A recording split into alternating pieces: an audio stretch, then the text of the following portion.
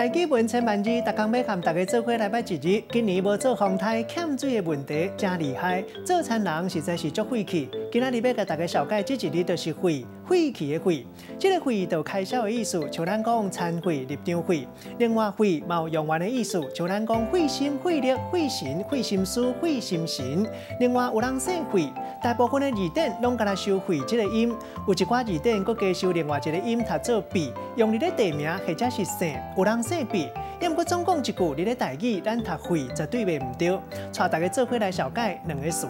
头一个所费，也就是开销；第二个词，咱读做费气，代表讲爱用气力，莫爱讲是拜托别人讲的客气话，像讲互你真费气。啊，若是足费气，咱讲是费气费达。咱用一句话来举例，甲这两个词夹做伙。譬如讲，伊为了要加减趁一寡所费，唔惊费气，你咧扣字纸。徛铁马再到隔壁庄的来卖钱，实在是真骨力。今仔日小解这一日费，另外还有一个音读做笔，提供予大家参考。